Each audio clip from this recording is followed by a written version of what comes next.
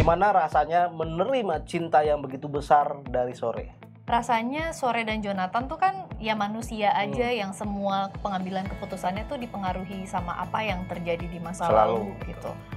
Disitulah perbedaannya yang jauh sekali berbeda, makanya aku bisa bilang layernya banyak sekali bagaimana perjalanan cintanya mereka berdua gitu. Dan yang akhirnya memang didukung lagi sama gambar yang visual yang cantik sekali, sinematografi yang luar biasa. Jadi dikasih soundtrack yang istilahnya tuh bukan cuman nempelin lagu aja, tapi lagu di situ tuh hidup juga sebagai mungkin supporting actor kali ya. Ketika nonton filmnya tuh dibawa naik roller coaster yang ada naiknya, ada turunnya, Mbak Astrid sampai ketemu sampai peluk.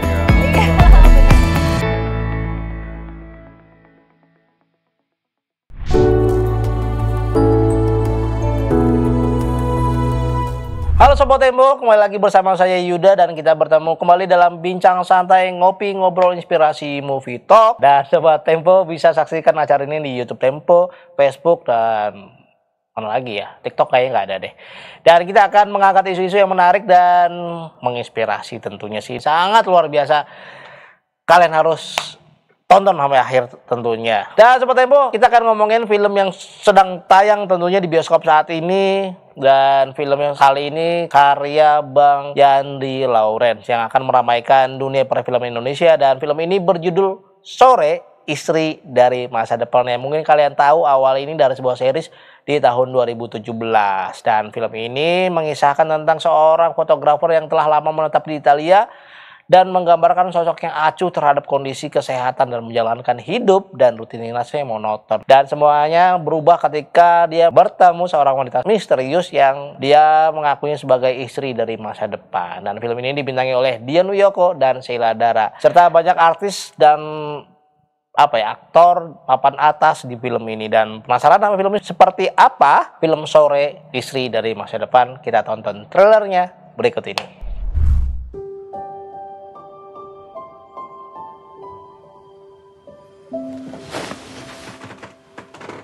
Woi. Hai. Aku Sore, istri kamu dari masa depan.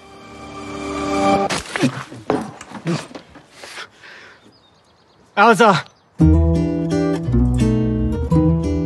Hello, we need to talk. She knows everything about me. Every little detail of my life. Nanti kalau Kasindi nikah, kamu pulang ya. Kita ketemu di sana. Oke, katakanlah aku percaya kamu dari masa depan. Terus mau kamu apa? Mau buat hidup kamu lebih baik. Hidup aku baik-baik aja. Seterusnya. 8 tahun dari sekarang, kamu akan meninggal serangan jantung. Udah percaya aku bisa bikin hidup kamu lebih baik. Emangnya di masa depan tuh kita jadi pasangan yang rajin olahraga bareng gitu? Ayo. Mulai sekarang, kamu ikutin apapun kata aku ya. Pernikahan kita bahagia banget ya. Kita sebenarnya lumayan sering berantem sih. Sore! Kalau emang kamu mau mati lebih dulu ya udah nggak usah dengerin aku lagi. Sore! Pas sih dengerin aku kan udah bilang sama kamu. Gak ada yang bisa ngatur aku meskipun istri aku. Aku bilang tidur. Aku gak bisa tidur kalau belum selesai. Cuma sekali abis ini udah. Aku gak bisa langsung berhenti gitu aja. Tahu nggak kenapa senja itu menyenangkan?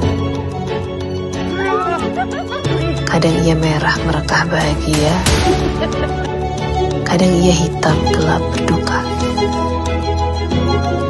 Tapi langit selalu menerima senja apa adanya.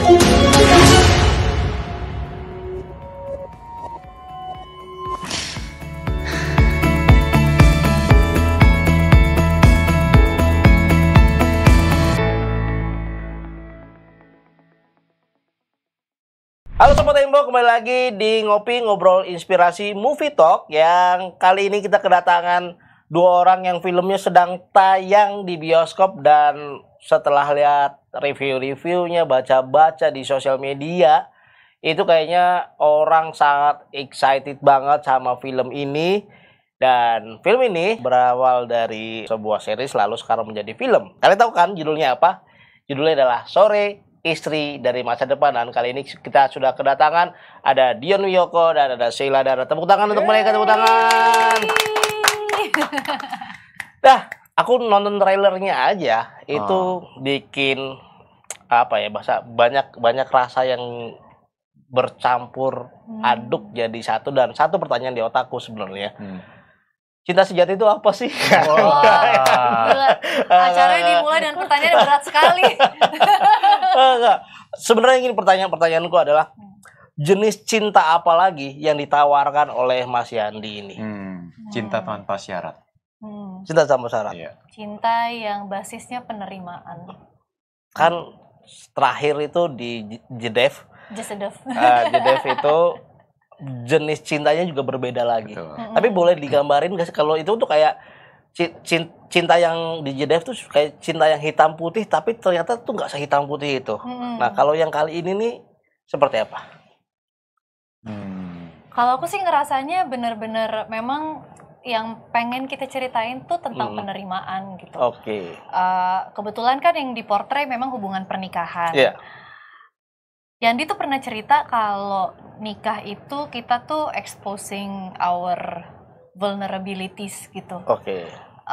Semua jelek-jeleknya kita, semua flaws-nya, dan tapi karena marriage itu kan niatnya sekali seumur hidup gitu kan. Harapannya. Nah, harapannya seperti itu. Jadi rasanya ketika kurang-kurangnya kita terekspos, pernikahan tuh sebenarnya harusnya menjadi tempat paling aman untuk mengekspos itu semua, karena pernikahan rasanya harusnya menawarkan cinta dengan penerimaan tanpa syarat itu gitu. Itu sih yang mau kita portray. Dan kalau kata Yandi, mengutip Yandi terus. Rasanya kan kalau dulu tuh waktu dia bikin web series, waktu itu dia masih pacaran kan sama istrinya. Jadi hubungan suami istri tuh ada di imajinasinya dia, dan apa yang dia bayangkan kalau suami istri tuh kayak gini kali ya. Gitu. Nah, kalau sekarang kan dia udah punya istri, punya 2 anak, benar-benar mengalami sendiri, dapat cinta tanpa syarat dari keluarganya gitu. Jadi kayaknya itu yang mau Yandi dan kita juga bagikan ke penonton yang nantinya nonton film kita. Oke. Kalau Bang sendiri gimana? Wah, kayaknya udah diwakilkan. Udah. Iya, maaf ya, jawabannya udah aku ambil semua. Iya, itu udah mengutip dari Yandi Lawrence juga gitu, karena itu yang paling bisa mewakilkan dari film ini juga gitu. Oke, teman-teman, itu adalah yang diomongin sama Kak Sheila tadi adalah sebuah ungkapan cinta dalam sebuah film, ya. Itu bukan quotes, sembarang quotes gitu, yang nggak usah dipotong, ditaruh di TikTok ya. Biasanya kayak gitu. Nah, oke, aku tanya sama Kak Dion deh. Ya. Gimana rasanya menerima cinta yang begitu besar dari Sore? Wah, Jonathan menerima cinta Sore pada saat itu ya sebenarnya sih menolak dulu mungkin awalannya, karena dia kan awalan juga kaget dulu gitu, kenapa kok bisa tiba-tiba ada yang ngaku-ngaku istri dari masa depan gitu. Dan dia ingin membuktikan bahwa memang dia tahu di masa depannya si Jonathan ini memang punya kehidupan buruk yang memang harus diubah lah gitu. Dan menurutku cintanya Sore ini ya memang cinta tanpa syarat dan cinta yang menerima apa adanya, yang sampai mau istilahnya tuh mau merubah kebiasaan buruk Jonathan tuh dengan tulus, dengan kasih sayang gitu, tanpa paksaan gitu. Gitu. Sejujurnya aku nih, ini sedikit cerita pribadi bahwa selama 3 tahun belakang ini aku juga sering udah mulai rajin olahraga, sudah berhenti ngerokok juga. Udah berhenti rokok nggak terlalu lama. Terus aku kayak ngeliat trailernya aja ataupun itunya kayak enak banget ya kalau ada yang nyemangatin. Itu seru banget sih kayaknya. Nah, bagaimana sih Sore ini bisa apa ya, menyampaikan rasa cinta yang begitu besar tanpa seperti terlalu apa ya bahasanya, memaksakan, tapi cuma benar-benar akhirnya aku lihat benar-benar nunjukin gitu, ini cintaku sebesar ini loh gitu. Gimana? Waktu pertama kali reading sama Yandi itu juga jadi pertanyaanku sih, gimana ya caranya menunjukkan cinta sebesar itu, apa rasanya ya punya cinta sebesar itu gitu. Karena kadang tuh ketika awal baca skripnya aku ngerasa on paper Sore nih sempurna banget. Emang ada ya orang kayak gini gitu, yang selfless sekali dan punya rasa cinta yang besar sekali sampai demi nolong suaminya tuh dia bisa melewati perjalanan melintasi ruang dan waktu gitu kan. Kalaupun kita dapat kesempatannya, rasanya mungkin fokus diri sendiri. Iya, mungkin kita akan melakukan yang dilakukan Sore gitu misalnya. Tapi aku nggak tahu apakah akan melakukan semua yang dilakukan atau enggak. Mungkin setengah atau 3/4 kali gitu. Tapi ya akhirnya setelah diskusi sama Yandi, berusaha berempati sama karakternya Sore, akhirnya mengenali Sore ya selain dia punya rasa cinta yang besar, ada kok layer-layer emosi lain yang yang tersembunyi di balik semua perbuatannya gitu. Jadi akhirnya lebih bisa memahami Sore sebagai seorang manusia, dan akhirnya setelah bisa berempati sama Sore, ya udah jadi lebih mudah juga menunjukkan rasa cinta yang besar itu kepada Jonathan. Nah, Jonathan kewalahan nggak sih menerima cinta yang sebegitu besar sebenarnya? Enggak lah. Seneng-seneng aja juga. Seneng aja. Kan banyak kebiasaan-kebiasaan yang diubah yang sebenarnya Jonathan sendiri nggak tahu gitu. Kenapa sih aku harus mengubah kebiasaan ini gitu? Itu cara menerima hal itu gimana? Ya mungkin Jonathan juga punya keras kepalanya juga gitu ya, bahwa memang kan dia karakternya memang dia pindah jauh dari Jakarta ke Kroasia, meninggalkan keluarganya sampai akhirnya mengasingkan diri, tinggal sendiri di sana. Itu aja udah punya karakter yang mungkin yang bisa dilihat yang kerasnya Jonathan, dan ya mungkin seperti tangguh gitu, padahal dalamnya tuh mungkin ada kerapuhan yang memang ada masa lalu yang mungkin belum terselesaikan gitu. Sampai akhirnya memang ya mungkin dengan habitnya dia yang kebiasaan buruk itu, tanpa disadari dia ngerasa ya itu udah normal aja buat dia gitu, yang memang udah terbiasa, dan akhirnya menormalisasi kebiasaan buruk itu gitu, sampai ya memang disadarkan oleh istri dari masa depan si Sore ini gitu, karena memang ya siapa lagi yang bisa istilahnya nyentil ataupun ngasih tahu gitu kalau ingin diubah gitu ya. Mungkin memang nggak seinstan itu juga gitu bisa merubah kebiasaan gitu, yang makanya cinta tanpa paksaan ataupun cinta tanpa syarat itu yang lebih bisa menjadi jembatan lah gitu untuk merubah ataupun menjadi diri yang lebih baik sebagai Jonathan gitu. Oke. Kompleks banget kedengerannya ya. Enggak cuma sekedar cinta-cinta, ternyata ada lapisan. Sebenarnya kalau kompleks atau enggak, kayaknya mungkin karena permasalahannya sangat-sangat grounded juga gitu. Kayaknya mungkin dari semua pasangan pun juga sering terjadi seperti ini gitu. Nanti setelah ditonton gitu, dan mungkin juga udah bisa sedikit melihat review-reviewnya juga, bahwa memang terlihat memang filmnya futuristik gitu, dari masa depan gitu seperti apa, dan mungkin teman-teman yang sudah nonton di web seriesnya seperti itu gitu, wah ini nanti kompleks nih kayak gitu. Setelah nonton nanti nikmatin aja ceritanya, alur ceritanya nanti akan bisa mengalir aja gitu dan mengerti. Maksudku kompleks adalah hal-hal yang kita dianggap kompleks di dalam pikiran, yang faktanya itu sebenarnya sesederhana itu, kayak soal emosi gitu, ngapain sih ribet. Ternyata kayak misalnya tadi soal emosi masa lalu yang belum kelar, bukan masalah kompleks. Kita kompleks karena kita mau lari dari masalah itu, padahal itu bisa diselesaikan dengan pelan-pelan gitu. Dan apalagi tadi aku lihat bahwa film ini kayaknya berlapis-lapis emosinya. Pertanyaanku adalah gimana caranya Mas Yandi ini menyampaikan ke kalian, dan bagaimana kalian menerjemahkan apa yang diinginkan? Rasanya sih kita tuh terbantu karena banyak diskusinya ya. Iya. Proses reading sama Yandi tuh selalu menarik karena kita dapat privilege untuk reading dalam waktu yang cukup panjang. Kita kemarin tuh kayaknya sekitar 2 bulan ya. 2 bulan. Iya, ya. 2 bulan workshop khusus bareng. Iya, 2 bulan tuh kita banyak baca skrip, membedah skripnya, karena untuk kita sendiri selain pastinya memahami ceritanya ya, cerita tentang perjalanan waktunya gimana, tapi juga sebenarnya buat kita berdua yang paling penting tuh memahami karakternya dulu gitu. Jadi yang kita lakukan adalah kita banyak ngobrol aja sama Yandi. Aku juga banyak ngobrol sama Dion. Dion kan sebelumnya udah pernah jadi Jonathan juga. Jadi kalau aku sendiri aku juga curi-curi pengetahuan kayak gimana sih dinamika hubungannya Sore dan Jonathan dari Dion gitu. Akhirnya cara penyampaiannya selain tentunya memang skripnya juga udah bagus gitu ya. Cara penyampaiannya ya dengan memahami manusia sih. Karena rasanya Sore dan Jonathan tuh kan ya manusia aja yang semua pengambilan keputusannya tuh dipengaruhi sama apa yang terjadi di masa lalu gitu. Misalnya Jonathan yang hidupnya jadi terasing di Kroasia karena punya unresolved business gitu. Begitupun juga Sore.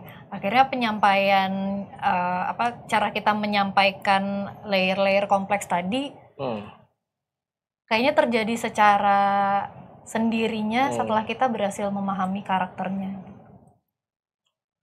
Kalau Kado sendiri, apakah memang sudah terbiasa dengan film sebelumnya? Jadi kayak lebih mudah atau enggak? Ya karena mungkin kita juga udah cukup kenal sama Yandi cukup lama juga gitu, dan gayanya Yandi itu memang udah seperti itu yang akhirnya kita memang cukup nyaman bagaimana kita untuk berdiskusi ataupun untuk develop karakternya gitu. Jadi akhirnya pada saat kita udah terlibat di project ini ya memang benar-benar dilibatkan untuk diskusi, untuk misalnya pembahasan dialognya ataupun scene-scene-nya mungkin lagi enaknya mau diapain seperti itu gitu. Jadi sambil jalan kita reading pun juga masih ada revisi-revisi terus gitu sampai pada saat syuting pun juga masih ada gitu. Jadi itu yang mungkin yang membuat kita nyaman dan juga membantu kita sekali sih, yang akhirnya itu untuk menyampaikan rasa dan juga jujur sama apa yang kita mau tuju di adegan itu terbantu sama Yandi juga, sama lawan main juga gitu. Dengan diskusi itu yang bisa memberi solusi lah gitu. Tapi kamu juga kayaknya cukup beda ya sebenarnya Jonathan versi film dan Jonathan versi series. Iya betul.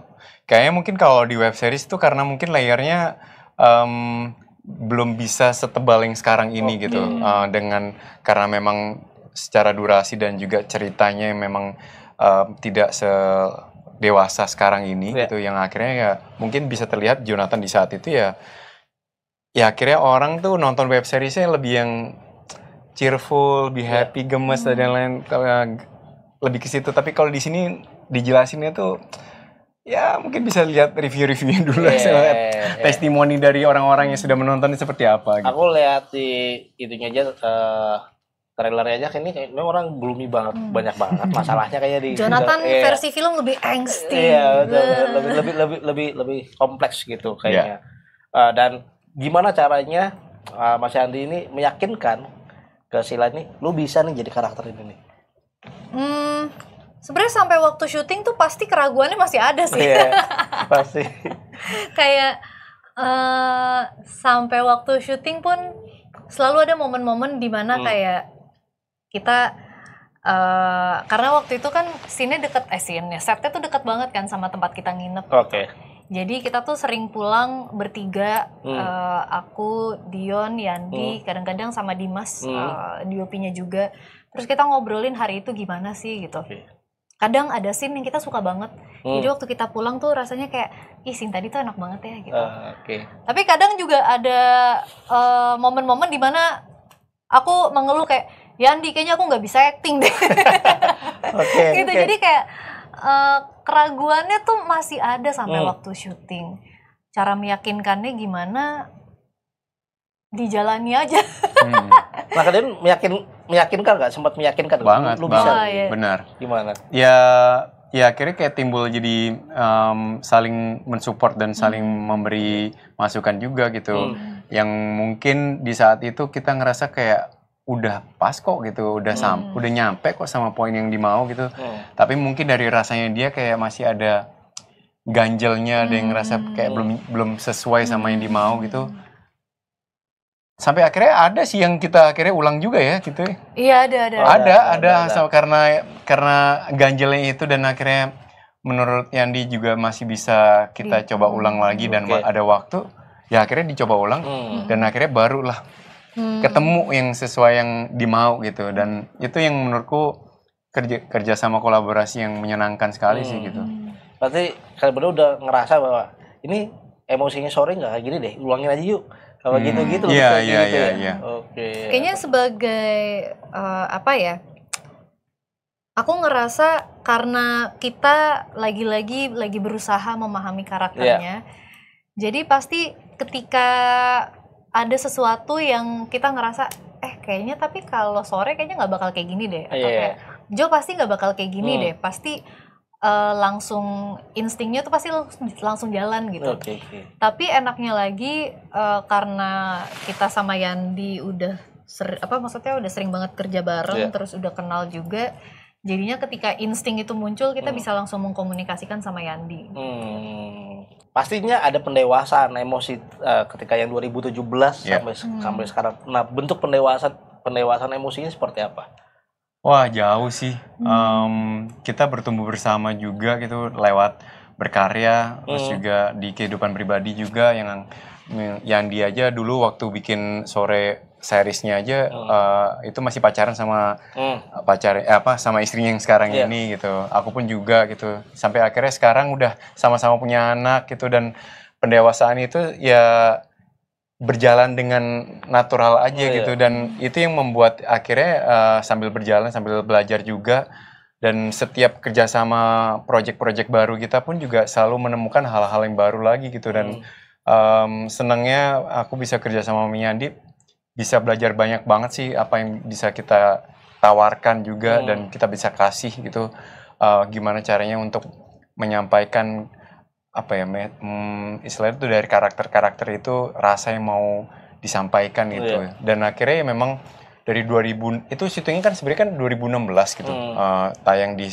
YouTube itu 2017. Jadi 2016 sampai ke tahun lalu 2024 itu rasanya kayak lompatannya itu jauh sekali, tapi di tengah-tengah itu karena udah kerja sama bareng sama Yandi cukup banyak, jadi kayak emang nggak tiba-tiba ada gap yang terlalu jauh gitu. Jadi karena kita melalui bersama, jadi kayak wah kita udah sampai sejauh ini ya gitu. Dan setelah kita melihat nonton film sore gitu kayak wah memang King Yandi emang. Ini Yandi Lawrence. Banyak komentar-komentar itu di sosial media. Nggak ada obat katanya. Nggak ada obat. Apotek tutup ya? Tutup. Oke, Sobat Tempo, kita sudah mendengar nih cerita yang luar biasa banget itu tentang Sore, istri dari masa depan dari Kak Dian Wiyoko dan juga Kak Sheila Dara. Dan banyak banget informasi akan kita lanjutkan. Setelah ini obrolannya lebih panjang lagi, jadi jangan kemana-mana, tetap di Ngopi Inspirasi Movie Talk.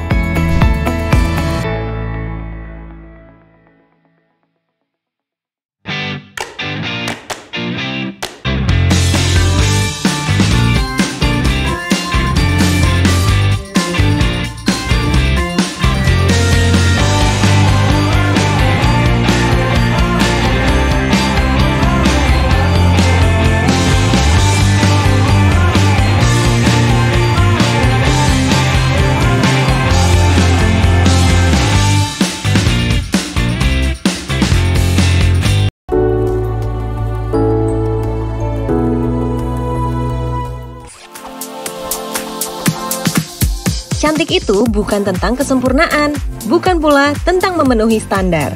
Cantika.com hadir memenuhi kebutuhan perempuan atas berbagai peran yang dijalani.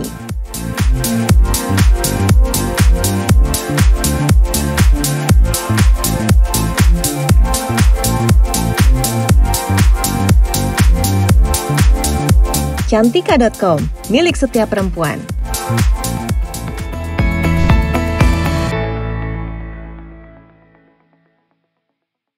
Halo Sobat Tempo, kembali lagi. Tadi kita udah ngobrol-ngobrol bersama Jo, Sore, dan saya Maghrib. Udah kelihatan dari Maghrib banget. Dan kita masih ngomongin soal film Sore, istri dari masa depan. Kalau saya menjadi Jo, itu hal yang saya lakukan adalah saya tenang. Ternyata saya punya istri ya di masa depan. Oh ternyata saya punya istri ya gitu. Oh ternyata saya nikah ya gitu. Itu akhirnya lebih tenang. Nah pertanyaanku adalah, apa perasaan kalian setelah nonton film ini? Wah, pertama kali aku diliatin filmnya sama Yandi, itu bahkan filmnya belum jadi ya. Iya. Ada scene-scene aku yang belum di-shoot. Itu begitu filmnya selesai, nangis. Nangis? Betul. Kenapa? Kayak mungkin pertama ada rasa nggak nyangka filmnya, maksudnya kita baca skripnya, kita syuting filmnya, tapi nggak nyangka kok hasilnya bisa jadi seperti itu gitu. Terus kayak bukan aku yang syuting, kayak kita duduk sebagai penonton aja gitu jadinya. Ini siapa sih? Ini siapa ya? Kayak iya itu muka gue, cuman at the same time ya menikmati filmnya sebagai penonton gitu. Bisa punya pengalaman itu tuh sebuah apa ya, sesuatu yang langka banget buat aku gitu. Mungkin rasanya kayak ada painfulnya juga gimana ya? Oh, masih merasakan itu juga? Masih ngerasain semua yang dialami sama Sore gitu. Nah, kalau kalian sendiri? Jujur pertama kali kita nonton benar-benar kita hanyut dalam ceritanya sih gitu. Kita benar-benar duduk sebagai penonton, bukan duduk sebagai aktornya gitu. Ya iya memang ada kayak awal-awal kepikiran kayak sana sini kayak aduh ya ada ini kayaknya kurang deh, ini kayaknya kurang deh gitu. Tapi kayaknya itu cuma di awal-awal aja yang akhirnya kayak makin ke belakang kayak makin hanya sama ceritanya udah kayak setelah nonton bener sih painful banget gitu. Kayak ngeliat perjalanannya hubungan Joe dan Sore ini, bagaimana pengorbanannya Sore gitu. Rasanya tuh kita nyampe banget rasanya apa yang dirasakan sama Sore tuh yang akhirnya kayak kita jadi kayak wah capek ya gitu. Dan sampai akhirnya memang ini kayak perjalanan roller coasternya Sore gitu. Jadi setelah nonton pun juga ada rasa kayak ada butuh waktu untuk kayak diem dulu mencerna ceritanya, mencerna emosinya gitu. Dan ternyata setelah nonton kedua kali dan ketiga kali masih hal yang sama gitu, masih dirasa yang sama juga gitu. Dan itu terjadi di semua penonton pada saat kita special screening dan kita kemarin nobar-nobar itu gitu. Itu adalah bukti 1 kali 2 kali nonton tidak berpengaruh, jadi teman-teman harus nonton sampai 7 kali. Wah kalau bisa boleh tuh. Kemarin ada yang nanya kalau nonton 15 kali boleh nggak? Kita sih dukung banget. Kita support.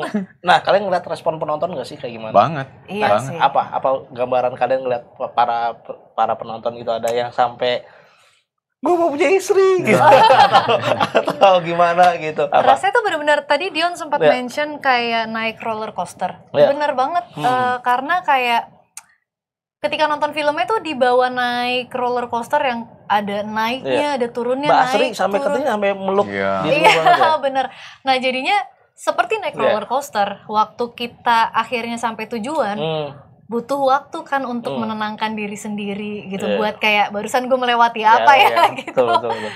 Jadi waktu kita nonton tuh pasti rasanya tuh selalu ada momen-momen itunya gitu, momen harus collecting themselves gitu setelah nonton. Rasanya ketika mereka cerita pengalamannya ke kita, itu pengalamannya mereka yang paling raw-nya gitu, yang benar-benar baru terjadi sama mereka, mereka ceritain lagi ke kita. Wah itu sih nambah energi banget ya buat kita. Rasanya tuh kayak mereka nggak perlu kasih testimoni banyak-banyak pun, kita pada saat melihat waktu setelah menonton lampu nyala itu aja kayak energinya tuh nyampe banget bahwa memang dia tuh merasakan apa yang kita rasakan gitu. Jadi apa ya, mata berkaca-kaca, berbinar-binar dan lain-lain, sampai akhirnya dia mau kasih testimoni dan testimoninya pun juga berbeda-beda gitu ya. Ada yang memang dari sudut pandang dari Joe-nya ataupun Sore-nya gitu. Ataupun ya memang belum punya pasangan pun juga bisa bagaimana bisa mempunyai gambaran bahwa hubungan cinta sejati itu seperti apa, cinta tanpa syarat itu seperti apa gitu. Jadi menyenangkan sekali sih pada saat kita bisa ketemu sama penonton langsung gitu. Gimana rasanya dipeluk sama Mbak Asri ambil nangis-nangis? Wah surreal banget sih. Mbak Asri tuh by the way salah satu sosok yang berjasa sekali sih untuk film kita. Waktu awal-awal kan namanya kita bikin film sendiri, cerita film kan kebetulan memang baru punya 3 ya filmnya, maksudnya Keluarga Cemara kan itu sama PH lain, bukan sama mereka. Jadi cari investornya pasti adalah kesulitannya gitu. Nah waktu itu Mbak Asri yang nolongin kita buat cari investor. Jadi kita bisa jalan ke sana, terus akhirnya filmnya jadi. Terus abis itu Mbak Asri nonton dan dia suka filmnya, itu kayak full circle sekali rasanya. Ini membuat aku bertanya gitu, film ini mengubah sesuatu dari kalian gak sih? Iya, Sila pun juga akhirnya tiba-tiba jadi minum black coffee tanpa gula. Oh iya. Mengurangi gula dia. Dulunya dia sangat minuman-minuman manis-manis gitu. Dia sekarang juga berolahraga. Aku sekarang sporty. Oh, sporty banget. Menjadi sporty yang gue minta. Aduh. Menjadi sporty. Oh ini jokes-jokes jadi undangan. Mengubah iya ada sedikit banyak mungkin tanpa sadar pun juga. Dulu aja juga tanpa sadar juga pas aku syuting yang series 2016 itu yang awalnya aku minum minumannya masih bermanis-manis itu dari semenjak yang itu nggak tahu gimana gitu ya sebenarnya nggak bukan karena ceritanya Jus seperti itu tiba-tiba ngubah tapi nggak tahu gimana pas syuting itu mulai mengurangi gula gitu dan ya sampai sekarang aku udah kayak emang sangat-sangat jarang gitu. Nah, tambah lagi kalau yang film sore ini mungkin lebih ke pendewasaan juga gitu ya, bagaimana untuk membawa diri terus juga makin mengenal pasangan juga gitu, bagaimana dia mau mendengarkan pasangan, saling support juga gitu. Yang aku pelajarin dan juga belajar banyak lah dari Yandi juga gitu, dari penceritaannya Jo dan Sore ini gitu. Nah, kalau Sore sendiri apa mengubah diri Sila Dara yang akhirnya kayaknya gue harus menunjukkan cinta gue sebesar itu deh gitu. Enggak. Ada satu hal yang aku suka banget dan resonate banget sama aku. Mencintai itu bukan dengan menakut-nakuti gitu, tapi dengan keindahan. Rasanya tuh mungkin jadi pengen belajar untuk lebih bisa menerima dan mendampingi sebisa dan semampu kita gitu. Kadang kan sebagai pasangan tuh pasti ada ya perasaan-perasaan pengen ngubah pasangan gitu. Mungkin jadi sadar gitu perubahan datangnya tuh harus dari diri sendiri, yang kita bisa lakukan tuh ya nemenin. Betul. Jadi buat teman-teman jangan berharap pasangan Anda seperti Sore ya. Itu juga sama caranya. Biasanya film utuh, film utama baru dipecah menjadi sebuah series. Nah, film Sore ini ya berbeda sekali. Dari sebuah series diubah menjadi sebuah film gitu. Pertanyaan umumnya adalah apa bedanya gitu nonton series dengan nonton film. Ini dari treatment ini aja udah beda, bakalan lebih spesial, apalagi pendewasaan aktornya juga pasti akan berubah. Nah, kalau dari kalian sendiri ada pendapat nggak? Ya, kalau perbedaannya jauh berbeda karena kenapa Yandi sampai akhirnya mau memfilmkan Sore ini karena mungkin dari cerita seriesnya Sore ini pun juga secara durasi dan penceritaan pun juga di saat itu istilahnya tuh mungkin masih 40%-nya dari background cerita dari Jo dan juga Sore gitu. Dan akhirnya dia terpikirkan kembali dan mau menceritakan lagi bagaimana latar belakangnya Jo itu seperti apa, Sore seperti apa, perjuangan mereka seperti apa. Disitulah perbedaannya yang jauh sekali berbeda. Makanya aku bisa bilang layernya banyak sekali bagaimana perjalanan cintanya mereka berdua gitu.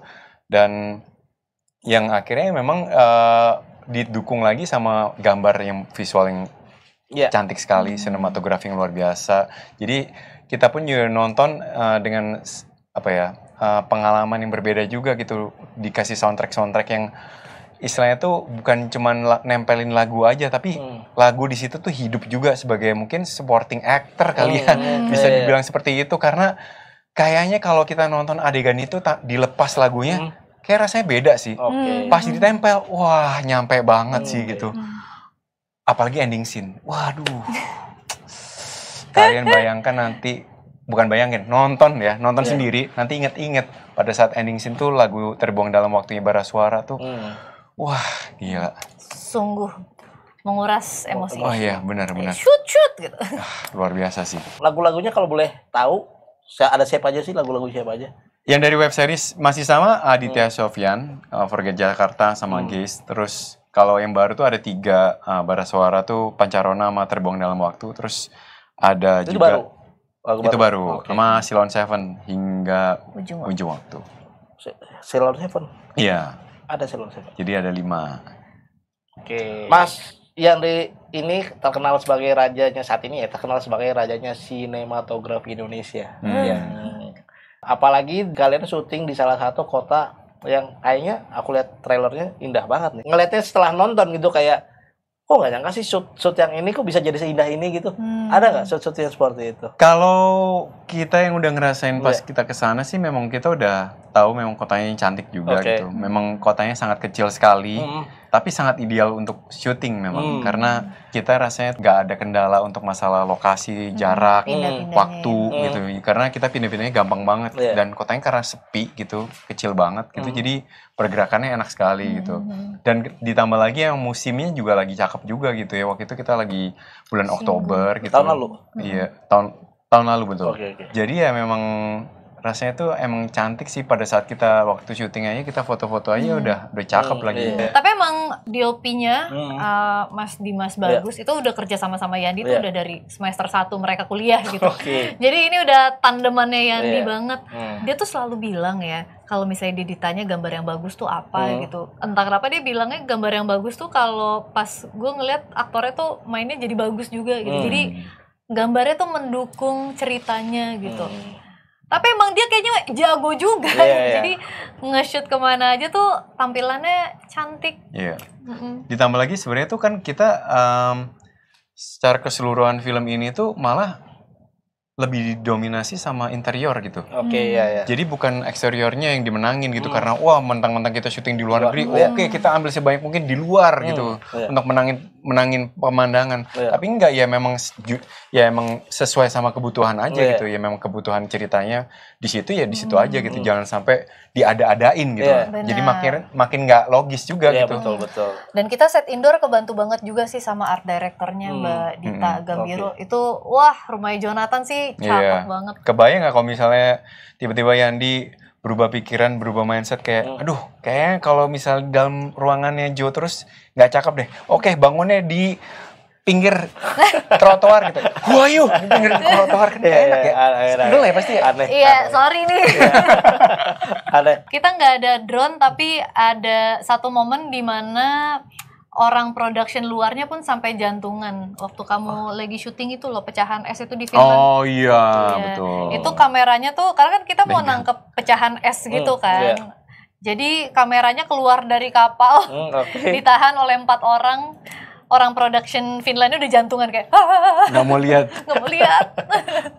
Itu mahal sekali kameranya, kalau sampai jatuh gimana? Pertanyaan pertama adalah kita nggak ada shot ngeluarin kamera dari kapal gitu. Kayak udah kan kemarin gitu. Trauma. Di mana aja sih ini selain di Kroasia? Finland sama Jakarta. Sama Jakarta. Bertiga itu aja. Nah kalau misalnya mau dibayangin kota apa yang paling mirip kayak Kroasia syuting di Indonesia? Wah kalau di Indonesia kebayang nggak? Batu di Malang kali. Malang. Enggak? Beda sih. Dingin-dinginnya. Oh. Salatiga.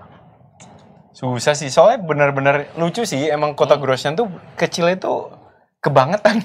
Bener-bener kecil banget.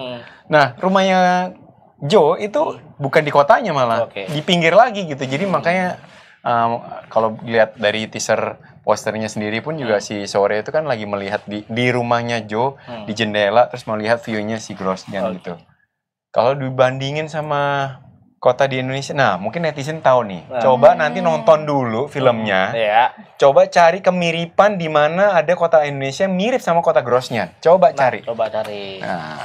Kalian yang bangga terhadap daerah kalian sendiri tunjukkan. Nah, bener. Tunjukkan daerah kalian. Tolong. Tempo cabang Kendari.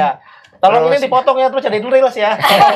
Terus tunjukin, terus tag mereka. Terus tunjukin kota mana yang paling mirip ya. Semua kota-kota Cirebon, Tegal, Lok Sumawe, semuanya Bau-bau, semuanya tolong. Iya, benar. Tunjukkan kota mana yang paling mirip. Menarik. Nah, ini pertanyaan menuju pertanyaan selanjutnya.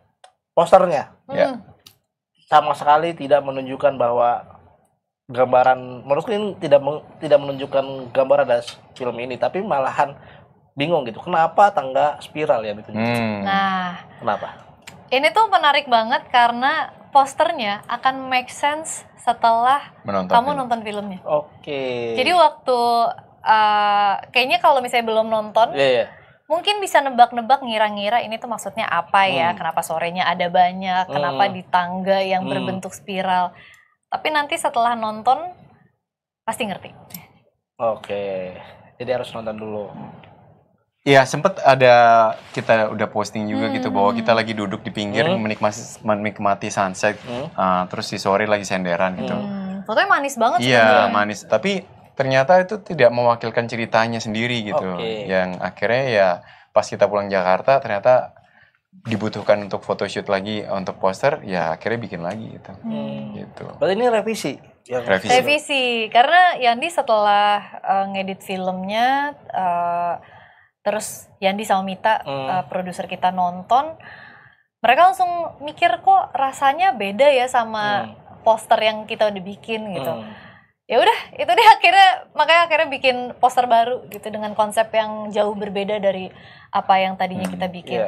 Padahal kita udah peluk-pelukan dari belakang itu udah di berbagai set sudut ya.